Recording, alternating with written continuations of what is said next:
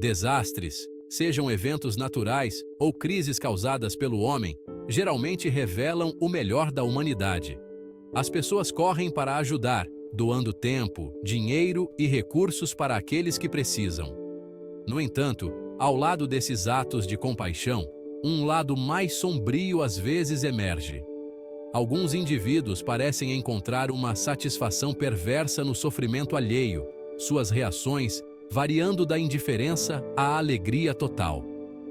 Este ensaio explora os fatores psicológicos e sociais que podem explicar por que algumas pessoas reagem a desastres com negatividade, até experimentando uma sensação de prazer diante da tragédia. Essas reações podem ser intrigantes e profundamente perturbadoras. Poderíamos esperar que a empatia e o desejo de ajudar fossem a resposta humana natural, mas a realidade costuma ser mais complexa. Para entender essas reações aparentemente insensíveis, precisamos nos aprofundar em conceitos como a ilusão de controle, Schadenfreude, comparação social e a erosão da empatia diante do sofrimento avassalador. Uma razão pela qual as pessoas podem se deter nos aspectos negativos dos desastres está enraizada no desejo de controle em um mundo imprevisível. Quando confrontados com o caos e a incerteza, nossos cérebros buscam maneiras de recuperar uma sensação de ordem e previsibilidade. Um mecanismo de enfrentamento é imaginar os piores cenários. Ao se fixar no potencial de devastação, alguns indivíduos podem sentir como se estivessem se preparando mentalmente para qualquer eventualidade. Isso pode criar uma falsa sensação de controle, como se antecipar o pior fosse de alguma forma diminuir seu impacto. No entanto, esse foco na negatividade pode se tornar uma obsessão doentia, cegando os indivíduos para a resiliência do espírito humano e o potencial para resultados positivos. Exatamente. E essa falsa sensação de controle pode ser particularmente prejudicial. É como se, ao esperarmos constantemente o pior, podemos deixar de ver o bem que pode surgir de situações difíceis. É uma maneira de nossa mente nos enganar para pensar que estamos preparados, mas pode realmente distorcer nossa perspectiva. Schadenfreude, uma palavra alemã que significa alegria pelo mal, descreve a experiência de obter prazer com os infortúnios dos outros. Isso pode parecer uma emoção cruel e incomum, mas é mais comum do que gostaríamos de admitir. Vários fatores podem contribuir para o Schadenfreude. Em alguns casos, ele se origina da inveja. Ver uma pessoa bem-sucedida ou afortunada passar por dificuldades pode proporcionar uma sensação de satisfação secreta, um nivelamento do campo de jogo. Pode ser uma forma de nos tranquilizarmos de que ninguém está imune às dificuldades da vida. A teoria da comparação social, desenvolvida pelo psicólogo Leon Festinger, sugere que nos avaliamos constantemente em relação aos outros. Comparamos nossas habilidades, posses e até nossos infortúnios. No contexto de desastres, testemunhar o sofrimento alheio pode, infelizmente, proporcionar uma sensação distorcida de alívio. Podemos pensar, pelo menos não estou naquela situação. Essa comparação pode ser subconsciente, um pensamento fugaz que aumenta momentaneamente nossa própria sensação de bem-estar às custas da empatia por aqueles que estão sofrendo. Seção 5. Justiça e merecimento. Acreditando que o infortúnio é merecido.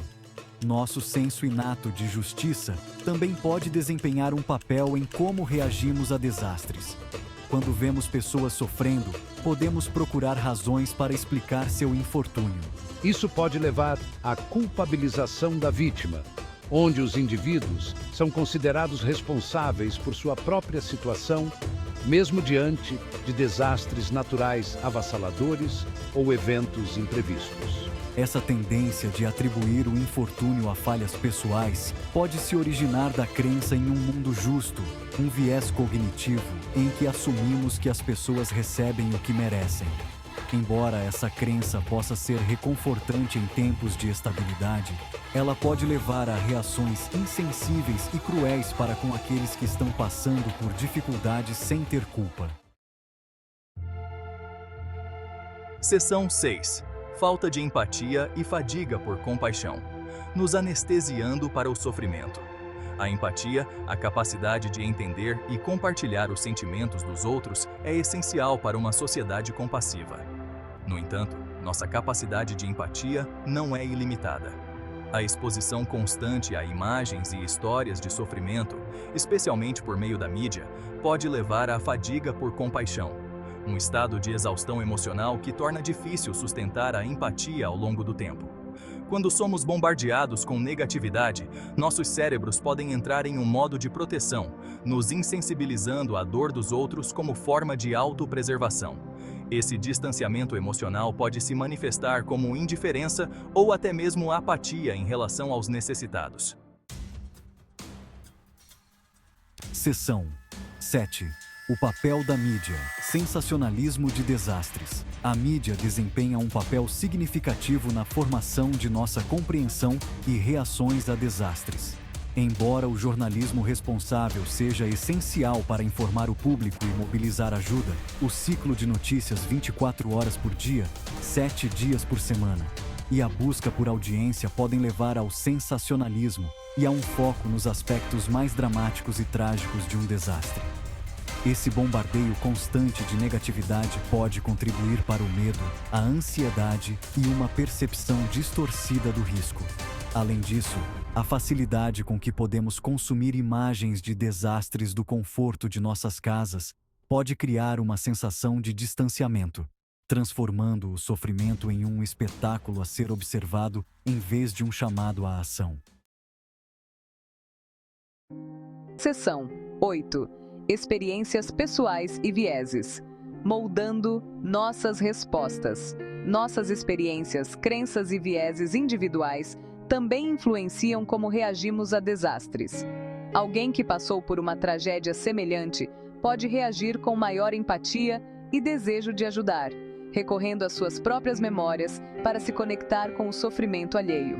Por outro lado, indivíduos que aprenderam a desconfiar de certos grupos ou que têm visões preconceituosas podem ser menos propensos a sentir compaixão pelas vítimas desses grupos. Nossas histórias pessoais moldam nossas respostas emocionais, às vezes criando barreiras à empatia e à compreensão. Seção 9. Cultivando a empatia. Um caminho para o envolvimento compassivo. Embora os fatores que contribuem para reações negativas a desastres sejam complexos e variados, é essencial lembrar que a empatia é uma habilidade que pode ser cultivada. Ao escolhermos conscientemente nos envolver com o sofrimento alheio, ouvir suas histórias e desafiar nossos próprios vieses, podemos promover uma sociedade mais compassiva e solidária. Educar a nós mesmos sobre as realidades dos desastres, buscar fontes de notícias equilibradas e participar de conversas significativas sobre essas questões pode nos ajudar a ir além de julgamentos simplistas e em direção a uma compreensão mais profunda da experiência humana em tempos de crise. Seção 10. Conclusão. Escolhendo a esperança e as mãos amigas.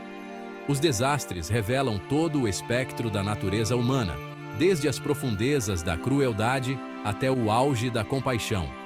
Embora seja desanimador testemunhar negatividade e indiferença diante do sofrimento, compreender os fatores psicológicos e sociais em jogo pode nos ajudar a navegar por essas emoções complexas com maior consciência e empatia.